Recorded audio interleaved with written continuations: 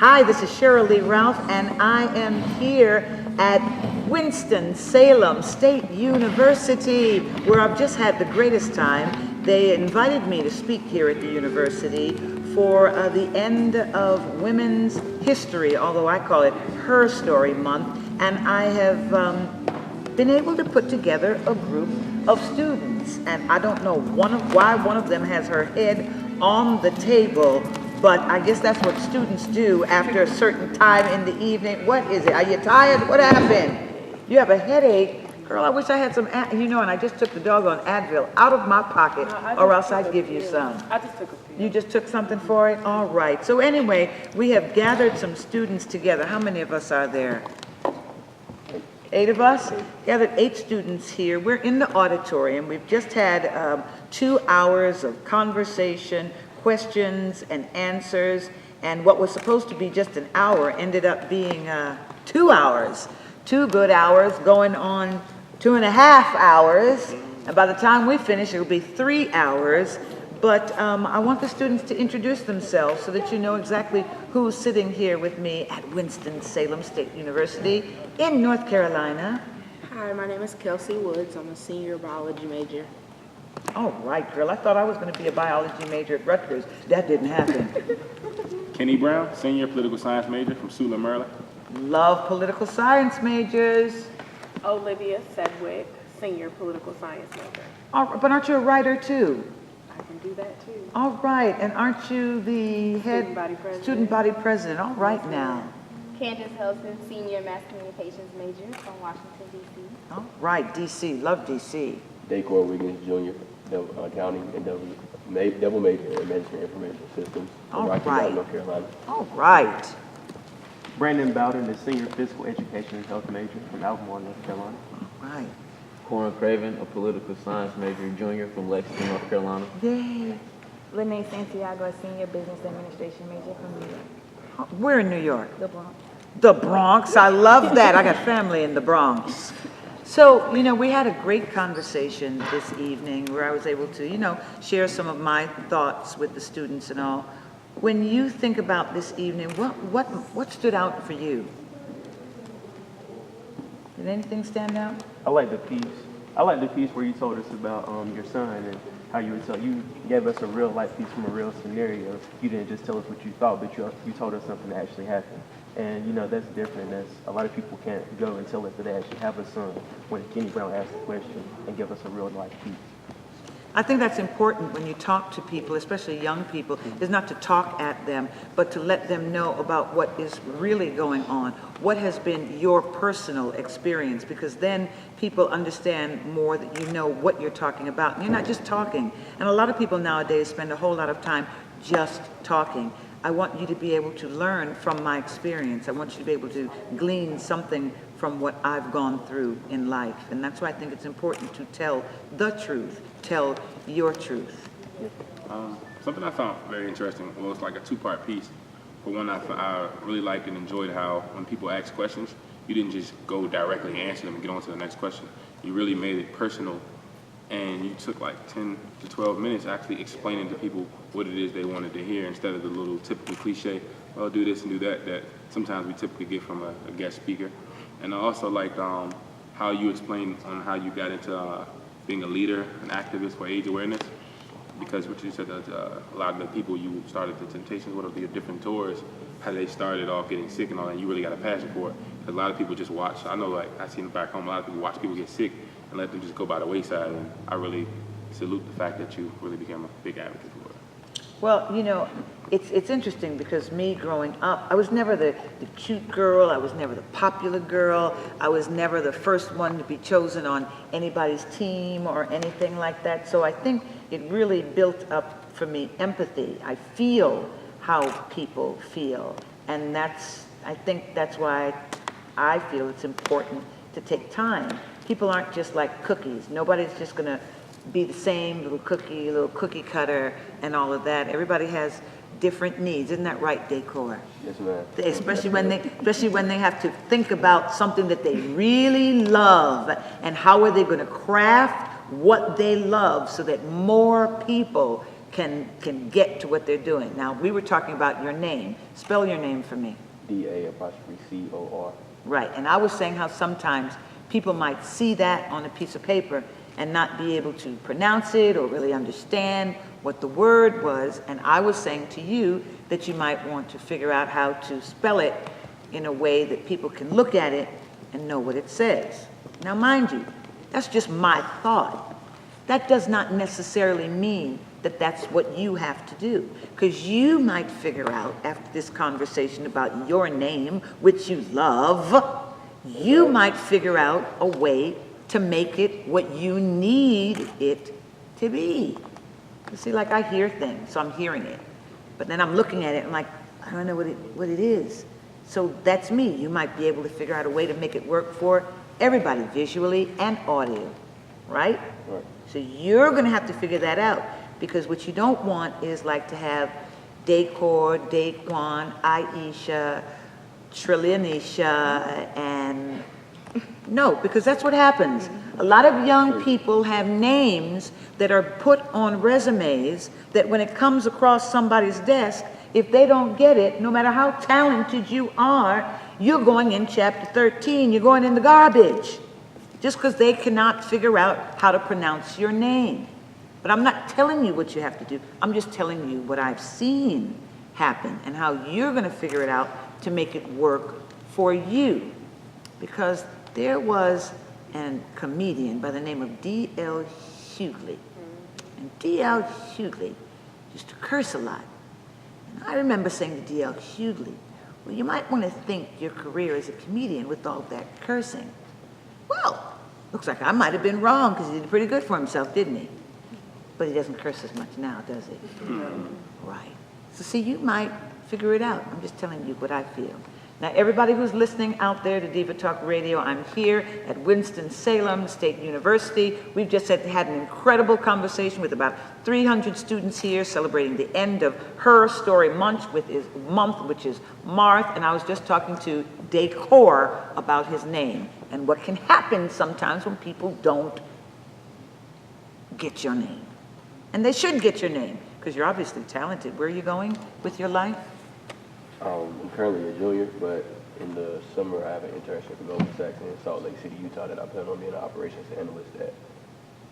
So after that, I want to find out if that's the path for me. If not, I will continue on another path. You do know that that's a big deal, right? Yes, ma'am. You do know that you do know what Goldman Sachs goes through to pick its interns, or do you not know? I know we had an interview here, and then they flew me out to go to Salt Lake to have another interview. And when I got back here, they did a phone interview. So it was a series of interviews, and I know it's a Fortune 100 company, whatever, so it's very competitive. So you do know it's sort of like the NBA pick for... It is. That's right. You do know that. You do know that it's the kind of internship that if you get into and you do well and you have the personality to make it, that could be your job. Yes, ma'am. You could graduate and go straight to your job. It's like that, right? Yes, ma'am. Right. So I know, Decor, you're halfway to making them understand how to pronounce your name when they see it on paper, right? They will. See that? Look at that. He's halfway there. Now, see, that's why I said you don't have to listen to me. You don't have to listen to me. Do Decor. In talking, I always like to know, what more could we have done for your generation? What do you need? I speak about a young man that I met in St. Louis. I asked the question, what do you need? What does your generation need? And he said to me, Miss Ralph, we need love, we need family, we need guidance. What do you all need that you did not get? What do you need? One thing that I would say is we need more conversation and more candor, because a lot of what I find, I do a lot of organizing work, and I have networks across the country, with Dream Defenders, Black Youth Project 100, and I'm grateful for that. The one thing that I find is that there is a lack of intergenerational knowledge, and we need that. And if, even across a generational divide, but within the Black community, we need those conversations. I have a great-grandmother. She will be 97 in May. And whenever I go home, I'm originally from Indianapolis, Indiana, and whenever I go home, I don't take, it doesn't take any effort for me to go see her and just to sit at her feet and just talk to her. And I do more listening than talking. Mm-hmm. And I'm grateful for those opportunities because who knows how long I'm going to have her for. Right. And even, not even far back as having great-grands or having grands, but even talking to our mentors or, being as simple as having respect for our elders enough to understand their struggle and to be willing to listen to their struggle. But also on the other end, you all be willing to tell us your story and tell us your struggle because we find solace in knowing that, there's nothing new under the sun. And we need that comfort. We need the comfort in knowing that. And, having those conversations are priceless. I see you shaking your head. I'd say for our generation, we need unity. Because if you look historically, when the civil rights movement was going on, it seemed like as if everybody supported each other. Whether they really agreed fully or not, at the end of the day, they supported them. And then if you look now, our generation is more, so I guess it's what we was brought up on, but it's more, I'm going to get mine. Yeah. And I'm not worried about if you get yours. Wow. I would like you to get yours, but I want mine. And I would do whatever it takes to get mine. And from my experiences from the past year or two, I'm learning that it takes a team. And a lot of people aren't afforded the opportunity to realize that it takes a team. Yeah. And I think that's what our generation is missing. If you look in entertainment, if you look in school, if you even look at just people, if you look at just people who are just trying to just go out here and get along day by day, but people don't have unity at all. People don't want others to succeed because they want to be on top. And even if you're on top, a lot of people in our generation on top don't come down and help their friends. Right. Yeah. So we need unity. We don't have it. No, we don't. Wow. One forum we had last semester, it was on, we called it a teach-in. It was shortly after. A teach-in? Yes, ma'am. Yes. A teach-in. And one of my professors, he was one of the founding members of the Black Panther Party here in Winston-Salem. His name is Dr. Larry Little. Mm-hmm. And he came to the forum and he formally apologized. He said, I'm sorry because my generation let you all down. And that probably, I've learned many lessons under him. I tell him all the time that he's like my grandfather that I never experienced because both of my grandfathers were deceased before I was born. And so when he did that, I couldn't say anything else. And I just told him, I said, thank you for that. Because a lot of times, grown folks don't like to admit when they're wrong. Yes. And not necessarily when they're wrong, but when they failed. And we need to be able to acknowledge that, amongst ourselves and to have comfort in knowing, that that's okay. I forgive you, not necessarily for the things that you did as an individual, but, for the fact that, that baton wasn't formally passed on. Mm-hmm. And so, acknowledging that we still have a struggle to fight and that, in some ways the struggle that we fight now is, from lack of knowledge. Not only from a lack of knowledge, but from a lack of exposure. Because a lot of times, we're only, we only go so far as to what we've seen. Yes. So, which is why, as you are very aware, images of ourselves, positive images of ourselves in media are so important for us to see, because we become what we see. We see what we believe. And we believe what we see. Right. And that moment, that singular moment was probably the greatest moment that I ever experienced in my 4 years. And I know, had I went anywhere else, I would not have had that experience. Wow. I feel like we need more transparency. I feel like, because, I was blessed to have the mother that I have. She didn't hide the past from me, what happened, how blacks were beaten, how we were mistreated, and everything that she's been through, or she's raised up and been through. But we have, as I've been in college, we have some of my other students. They don't know the struggle that we've been through, and they've been spoiled. They've been raised up not knowing, just getting whatever they want, whenever they want. And my mama made me earn mine, so it's like, for them to not know what happened, they don't appreciate what we have. And like, you made it to college, you're going to graduate, they're not really appreciative of what they have because they don't know what we came from. So that's where I feel like that mentality comes from. I'm gonna get mine regardless. That's where I feel like that comes from, because they don't know the unity that we once had. My mom made me read. She made me write reports. But when I didn't even have, like, spring break, I was writing reports. I didn't even get to go outside type of stuff. So I feel like that helped me mold into the right person, like stay on track. Matter of fact, I couldn't even cross the street, like, or go out with my friends. Like, she didn't even let me cross the street. But I feel like I was mad then, but now I understand, like, a few of them died, they gang banging type stuff. Like, I really appreciate her for that, but it's some other people that I met here in Winston State that don't know about the experience that they have had. So I feel like we need more people like you and more males to be more transparent and don't bite their tongue on experiences they had, like you telling us what experiences you had. That's going to help us mold ourselves. So I just feel like we need transparency and honesty. I think, for me, I think not only, like Olivia said, for us to be able to sit and listen to our elders and those who came before us and who can teach us life lessons, but to have people to sit and listen to us. Because today, we're fighting a struggle. We're fighting a battle as young black people trying to get an education, trying to build a brand for ourselves, trying to make it somewhere in life. We're fighting. There's a struggle out here for us every day, and we have to overcome stigmas that people have put on us and people telling us on a daily, you know, you're not meant for certain things, or certain things you can't conquer, or they're not afforded to you. But to have adults and people who are placed that will just listen to us and listen to the things that we are struggling through and things that we have to deal with on a day-to-day basis, and be able to not necessarily tell us what to do, but just to listen, because sometimes you just need somebody to listen. You might not have to say anything. I just need you to listen. And so just to be able to have that, I think we need more people like that, because you have some, but they're few in number. Because some people come, they think they have that, oh, I came before you, I know more. Or nothing you've been through I haven't struggled with. But it's a struggle in a different way. Right. Same concept, different type of struggle.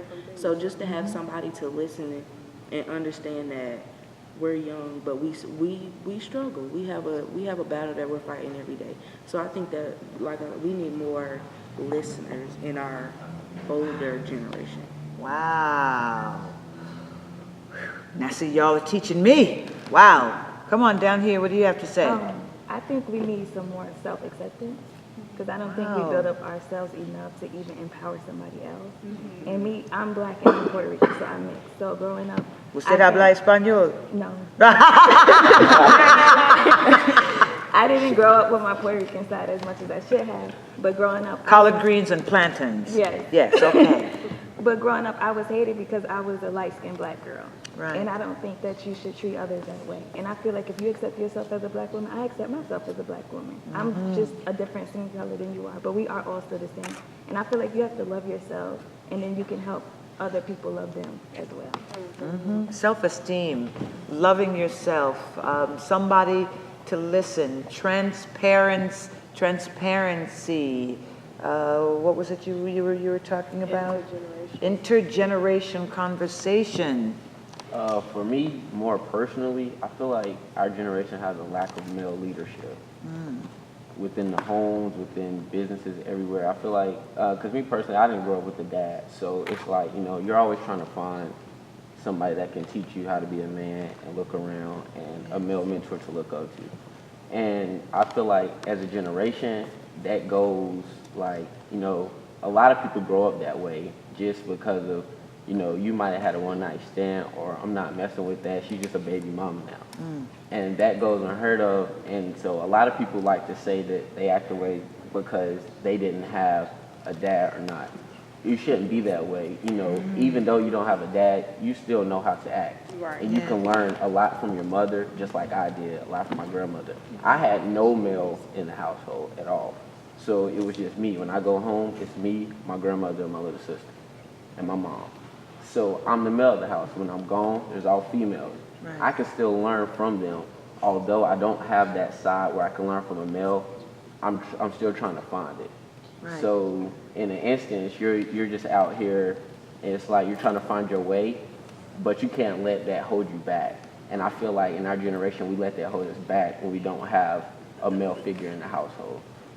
And another thing that my mom always told me was, you're only as strong as your weakest link. That's right. Your Yeah. friends, whoever you hang out with, you're only as strong as the weakest person. Watch who you hang out with, what y'all do.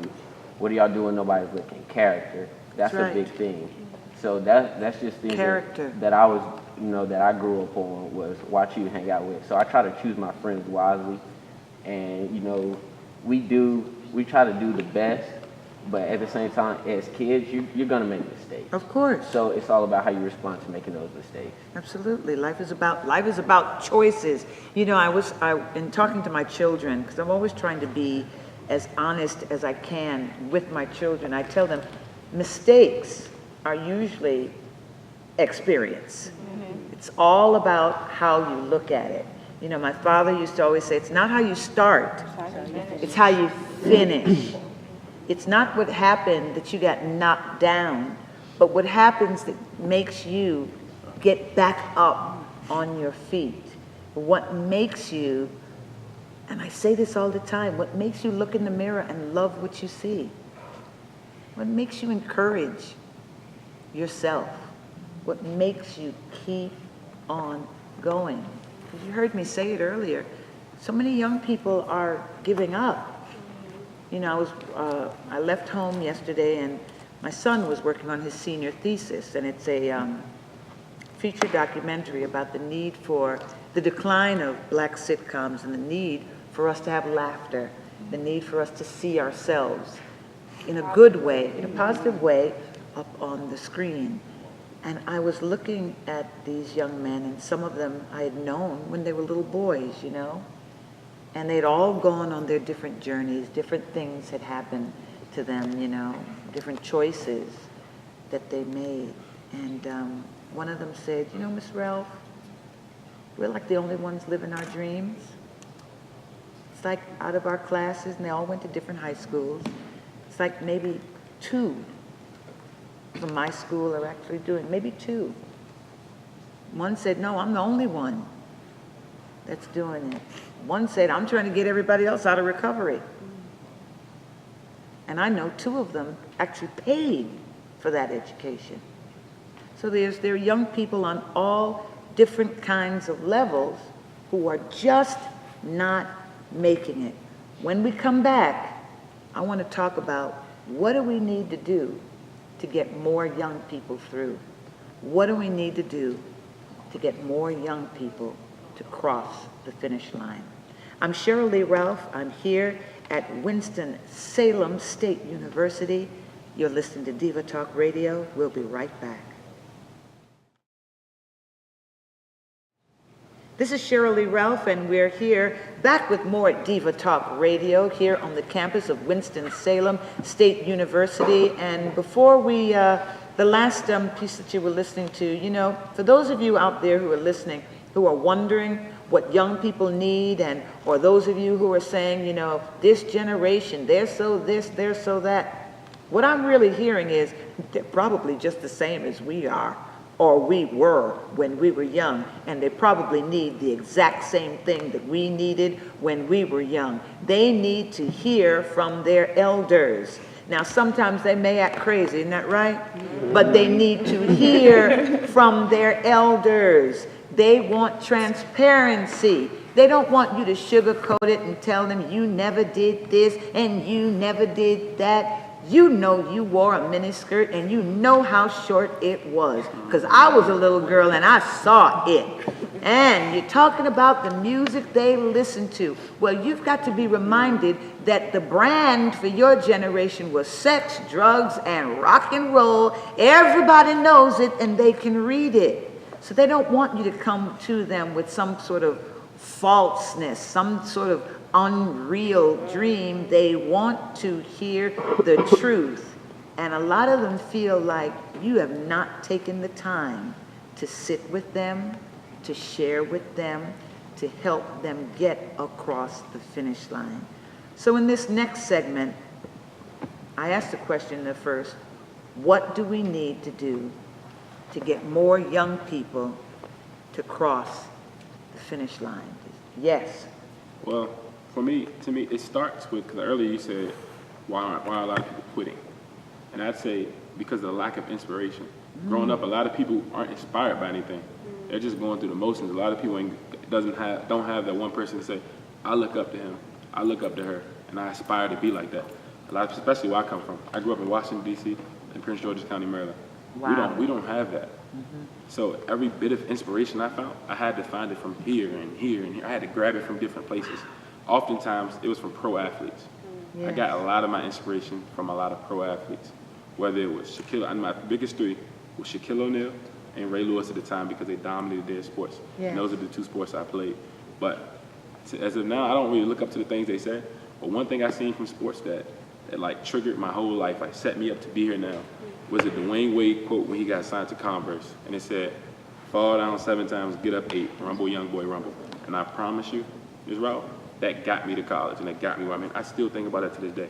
But a lot of people where I come from, they don't know where to find and grab that inspiration. And that's why people aren't finishing.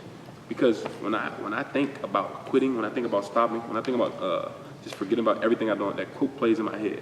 Fall down 7 times and get up 8. A lot of people don't have that to go through. So that's why it's so easy just to put everything down, because they don't know where to search from and get that light. I think, Go ahead. I think one thing I'm noticing now, as I'm about to transition into post-grad life, is that some people are lacking, college students are lacking that drive to do it. As we talked about, people are giving up, and I think our generation Y, feels like, I don't want to say it's a lazy generation, but some people, they don't have that drive to do it because we were spoiled. We have some of the amenities that the other generations didn't have. Like what? Social media is a big thing. Technology, Technology okay. is too advanced, and it's getting scary. And Well, you do remember at one point, there used to be a little box on a wall, and they would turn this thing around, and they'd take it was called a phone. Exactly. And that was a big deal. Right. That was huge. It was an invasion of privacy because people didn't know how to behave because there was a single line, Right. and everybody would listen to everybody's conversation, and then you had to gossip because they would listen to people's conversation, and then they didn't know how to share the line. Now you got screenshots. crazy. You got everything. It's crazy. Yeah. So I just think that, for me, I think that drive is kind of missing. And like how Kenny said, you have to try to find those outside resources to get that inspiration to want to finish and to want to do better. I don't have a mentor. And when you talk about a mentor, it just made me think, why don't I have one? Or sometimes do I accept my own mentor? You are your biggest critic. Sometimes I have to push myself to get to the finish line. Yes, I was fortunate enough to have 2 parents in the home who always push me, but sometimes I feel like they're telling me what I'm supposed to hear, but at the same time, I'm feeling like I need to be doing more. I should be doing better. I should have a job by now, or my dream career. So sometimes I feel like that drive is missing in some people in our generation because it's just. Go ahead, but yeah, that's pretty much. One thing that I've noticed when I was younger, I grew up in a very strict household. My dad is ex-military, Yes. and my mom, both of my parents, worked for the federal government. I have 2 sisters. I have an older sister and a younger sister, and everybody said, that they felt like, my dad was too hard on us, that my parents were too strict. We were always doing things so rigidly, and we had to, whenever we met someone new, we had to give them our first and last name, tell them how old we were, what year we were in school, and we had to give them a firm handshake and look them straight in the eye every single time. And it did not change even until this day. My dad, it's kind of like, you do things so long and you're programmed into doing it. Now he doesn't have to tell us. He'll be like, Liv, come here. And I say, yes, sir. And he'll be like, introduce yourself. And so I just go through the whole thing and, tell him what you're doing. And I tell him what I'm doing. But that built that confidence in me and built that self-discipline. So now when I introduce myself, I am, and I give them my name and I tell them who I am and what I do and how I operate, because it's been ingrained in me since I was a little girl. And so now that I'm going into adulthood, I graduate in May, I start a job in July, and my plan is between May and July is to see the world and to do a little bit of traveling and, you know, do all of these things, get started on my own personal projects, but I need that self-discipline. Right. And one thing I realize my peers don't have, along with the motivation, we don't have the drive or the discipline to stay focused and to stay on task. And one thing that my parents always told me, they said, whenever you leave the house with my name on your back. That's right. Not, you know, not their name, but, you know, last name, as if I, you know, you wear a jersey. I was a basketball player for all of my life since I was 4 years old. And so we, you know, you go by the name on the front of the jersey, but my dad said, you have our name on the front and the back of your jersey. And whenever you go out, you represent us. Everything you do reflects back on this household. Everything you do reflects on everybody that came before you. Everyone. So we weren't allowed, we didn't have that leeway to mess up. We didn't have that luxury of doing things wrong the first time and having a second chance. There was no second chance in my house. Lord, So, girl, I'm glad I had my parents, because I needed that second chance. But they told us that they said, there's going to come a time where we're not going to be able to be your safety net. Right. And so that allowed us to get that out of our system early. You know, when we messed up, they disciplined us for it, but we got back on our feet and we kept moving. And that has served me so well since being on my own. I've been on my own since I was 17. And now I'm 21. And I'll be 22 in a couple months, you know, and doing things on our own, we need that self-discipline. And we need those mentors, those people that are going to come with us to push us along, you know, not necessarily in the same way that our parents would, but to keep us going and to keep us moving. If you were going to write a letter to yourself, what would you say to yourself? Current self or my younger self? Your younger self. Or maybe your current self. If you were going to write a letter to yourself, what would you say? My first thing I would say was, "Dear beautiful." To see yourself as beautiful. Myself as who I am. Right. And then I would just Once again, acknowledging self-esteem, that there's nothing wrong with you, that you are fine just the way you are. I'm not trying to write your letter for you. You're helping me write it. But as I would keep going, I would just keep telling myself that you're going where you see yourself going, and you're never going to give up. And to always make sure at the end of the day to make your parents proud, because that's who got you here. Oh. And I would just keep on continuing to push myself and say nothing but positive things. Speak that truth to power. What would you say to I yourself? would say not to lose sight of the ultimate goal and keep the ambition that you started out with, keep it all the way through to the end. And all the people that had anything negative to say, make sure that along the way you let them know that you're still going to stay positive about what you're doing and you're still going to accomplish your goals. Right. I would tell myself to keep going and never give up and to never lose sight of, never lose focus. All right. Focus. Is that something that people struggle with, you think? Is staying focused? Most definitely, because I feel like our generation is a microwave generation. We want everything instantly.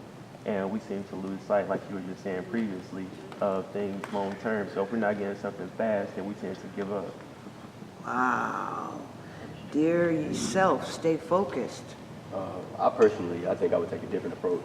I would kind of, instead of saying positive things, I would tell myself I could do better. Like, I feel like if I'm writing a letter to myself in the future, like, oh, you better have reached this goal by now. If not, you slacking. Like, or I would say, you don't want to go back home because back home everybody's complacent. That's my motivation for that. So I would say positive things, but at the same time I wouldn't just praise myself, because I feel like there's always room for improvement. So I would tell myself, yo, you gotta keep going, you gotta keep doing this. You didn't do this yet, I'm sure you haven't, so you need to go ahead and get on that. So I would take that approach. Right. Good, better, best. Like a real Jamaican. There you go. Never let it rest. Like the course said, I would definitely tell myself to always aspire to do better, but at the same time make sure I accomplish all the goals that I had set for myself. Like, okay, did you do this by this? Like, not to say I had set dates, but to make sure that I'm on the right track and the right path that I wanted to set forth for myself. So I would definitely tell myself, you know, keep going, of course, always persevere. And my parents always told me, you know, always stay focused, because you don't want to be where you are. You never want to be where you are. Where you are now, you don't want to be in the same place next year. So always continue to progress, and always know that there's always more work to be done, of course, but to stay focused and to keep pushing yourself and always keep going. I would tell myself two things, well, three things. First, you're beautiful. And I struggled with self-image issues when I was younger. I would tell myself to trust God in all things, like blindly trust God. Yes. And the last thing I would tell myself is to take care of yourself. Put yourself first and take care of yourself. Nothing wrong with that. We talk about that a lot on Diva Talk Radio, that it's important to make sure that you are as healthy as you can possibly be, because no matter how much money you make in your life, your health is truly your greatest wealth. And people do not appreciate their health until they do not have it. So if you can really, this whole thing with Obamacare, it's one of the greatest things for people to be able to think enough about themselves to put themselves into good health care, to do the things that they need to do to lead a healthy, productive life, so that you can be more of a go-getter. If you're depressed, you can't really work to your ultimate. If you can't move as fast, you can't work to your ultimate. If you cannot do the things you want to do because your blood pressure is too high and you're feeling that pressure on your heart attack and heart issues are really, really killing a lot of us. A lot of us have little things that turn into big things. We have asthma, we have respiratory conditions that really need time and attention. And we don't do that. We don't get checked for things like anemia. We don't get checked for things like sickle cell. That's stuff we really need to do. So your health is your greatest wealth. Dear young child, what? I started that off with Dear Kenny the Great. Because because when I was since I was 5 or 6, I was telling everybody I was great because my mother told me I can do that. But I'm going around the school, I'm going around the teachers, they looked at me as I'm just cocky. They call me cocky, and I didn't like that. But I would call myself that now, just to solidify. It's okay to really know that. I knew that, but just to hear it from older Kenny, I would definitely start that off saying that, and also I would really get the message across to help people more. Earlier during the discussion, I talked about we need more unity. I was that kid who didn't care about unity because I didn't see it. So I was that kid. I was smarter than some kids, and I knew that. In some sports, I was better than some kids, and I knew that. And I didn't want to help them because I wanted to be looked at as the best. Because that's the only way. To me, when I grew up, that's the only way you get attention. If you're the best at what you do, that's the only way you got any type of attention. You didn't get attention with just being in the crowd. So I always try to stand out different from people. But looking back at it now, if we'd have tried to help each other more, some of my kids from elementary school, some of my friends from elementary school, middle school, even high school, some of them are still be in college. Some of them have more jobs. Some of them just still be kind of relevant instead of just trying to stay around the block and just chilling. So I definitely tell younger Kenny to go help people more and don't be selfish. Learn selflessness early. Yeah. I think if it was me, my first question would be, is your daddy proud of you? Because I didn't have my mom. I didn't have a mom until I was 14. So for me, Why's that? What happened? my dad raised me. I mean, it was just life situations. My dad raised me. And that's always been my reason why. I do everything so I know that he's proud of me because I saw him raise me. You don't see many men raising females. And he always told me, I don't know what I'm doing, you don't know what you're doing, but we're going to do it together. And just to know, anybody that knows me knows that my daddy is my drive. So my first question would be, is he proud of you? Because if he's proud of me, I know I made it. I made it to where it is I want it to be. Because he always told me, as long as you're happy, I'm happy. So as long as he's happy, I'm happy. So we just got that thing. And then my next question for myself would be, did you do what you wanted to do? Did you do everything, not career-wise, but life-wise? Did you do what you wanted to do for yourself in life? Because I have a tendency to put myself back and give. So as long as I know I did what I wanted to do for me, then I'm good. So those are the two topics I would probably focus on in my letter, is making sure that my dad is happy and I did what I wanted to do for me throughout my life. Well, you all have certainly given me a whole lot to think about. I'm very happy that we had this time to sit here and talk and share. And do any of you have social media that you want people to hit you up for? All right. Well, this is Diva Talk Radio. When I come back, we're going to talk about their social media and where you can reach them and how they might be able to reach out to you. So all of you students that are listening, wherever it is you might be, you will hear from these students when we come right back here on Diva Talk Radio. This is Sheryl Lee Ralph. Welcome back to Diva Talk Radio. I'm here on the campus of Winston-Salem State University. Hey! We've had an incredible evening, and we just decided to take some time, some of the students and I, and just talk with each other. And I dare say a lot of them have been hitting up their friends and all on social media, using the Twitter, using the Instagram. I bet a whole lot of folks know exactly where I am today and where we are doing and recording Diva Talk Radio today. So we talked about, social media and what's going on. There you go. Hey there to the internet world. Yay! So in closing, I wanted to close it out, and I'm so sorry your head is hurting you, girl. I know what that's like to have a bad headache. You got to look into that. Ooh, you got to look into that, because that sounds like a migraine, and that's never good. Ooh, and you got these bright lights going on. If I had some glasses, I'd give them to you. But anyway, decor. Yes, ma'am. Mr. Goldman Sachs. I know I'll never forget decor as long as I live. See? No, legendary in the making. That's right. So social media, where can people find you? Follow me on Instagram and Twitter, in the right pair, INTHERIGHTPAIR. And on Snapchat, same thing. All right, 252, I love y'all. Hey mama, hey grandmama, oh yeah, I love y'all. What exactly is Snapchat? It was hard enough for me to be up on Twitter and be up on, I'm not even a good Facebooker. That's what everybody was just doing this, the little time going around. That's what everybody was doing. You see this right here? Say hi, Kelsey Snapchat. Hi, Kelsey Snapchat. Okay. 10 seconds. No, everybody goes shorter. 10 seconds or shorter videos. That's for 24 hours. And it lasts for 24 hours. And then it deletes. Then it's just gone. Forever. That's why people start acting crazy. Yes. You do not really believe that it disappears No, forever, do you? does not. Thank you. They got Nothing. apps, they got apps, they got screenshots. They're gonna find It it. tells you when it's screenshots. It lets you know though. It lets you know you Somebody's can screenshot. screenshots. They released one time. Nobody's safe. Yeah, somebody had it sorted and all released. What? Yeah. Nothing that you do in the dark stays in the dark. Everything done in the dark will come to light. So if you're acting crazy on the internet, trust me, people who are looking to hire you are going right to your Snapchat at any moment trying to figure out who it is they're hiring. They're looking on your Facebook. They're looking on your Instagram. What else is there out there? What's Pinterest? Pinterest is fun.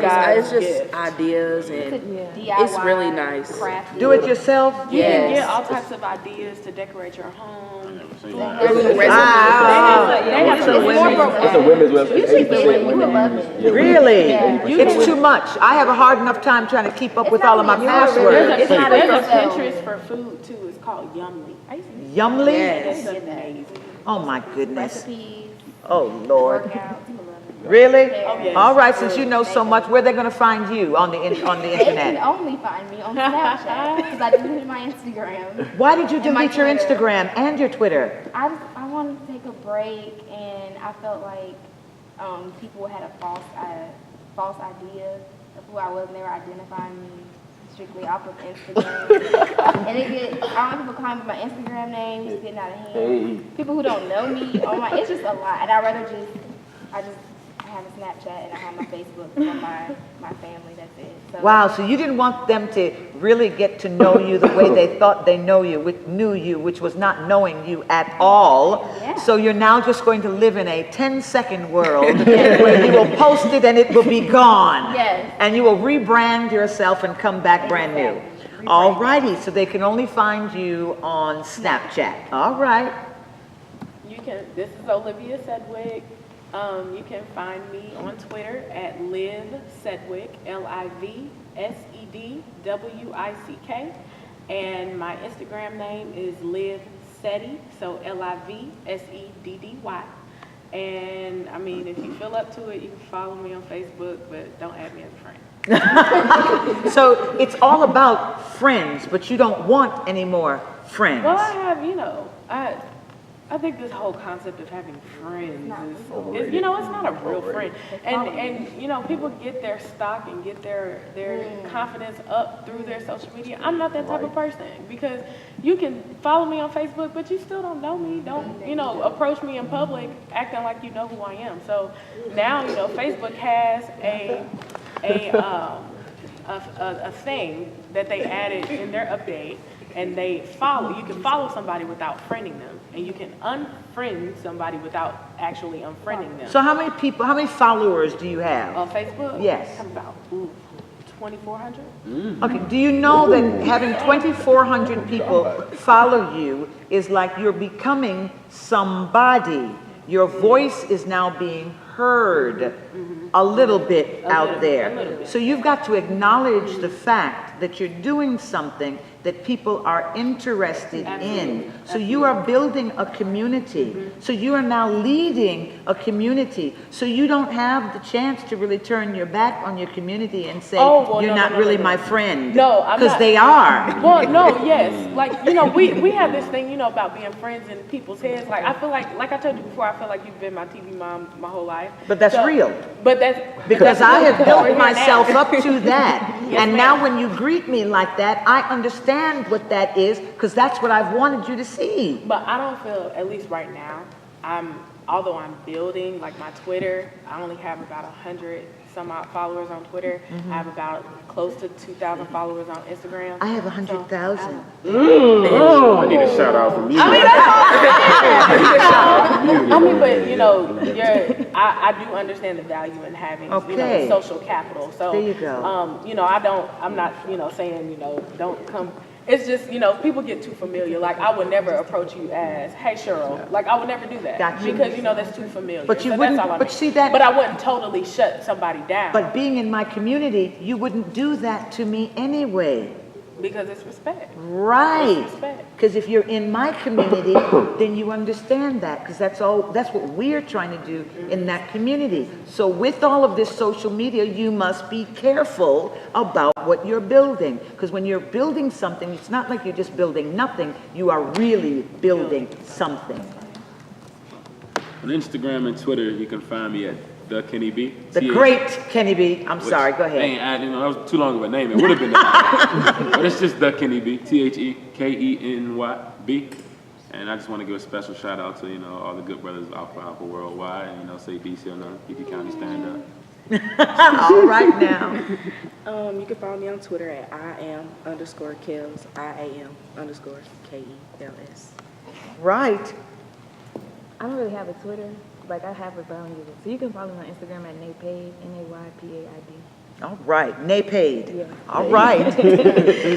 On Twitter, you can find me at Craven4, CRAVEN, number 4. And on Instagram, Kane_336, CANE_336. All right. On Instagram and Twitter, you can follow me at SKOOB_1911. And that is SKOOB_1911.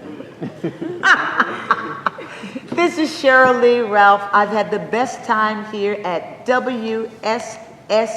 That's an actual hashtag, isn't it? Hashtag WSSU. I am Sheryl Lee Ralph. You are listening to Diva Talk Radio, and you can follow me at Instagram at Diva3482. On Twitter, you can follow me at THE Sheryl with an S Ralph. The Sheryl Ralph. This is Diva Talk Radio, divinely inspired, victoriously awesome conversations with some of the most interesting people on the planet. And today, the most interesting people on the planet happen to be in the auditorium on the campus of Winston-Salem State University. Hey, I'm Sheryl Lee Ralph. We will be back with you next week here at Diva Talk Radio. Look in the mirror and love what you see. Everybody look 'Cause back. make a mistake.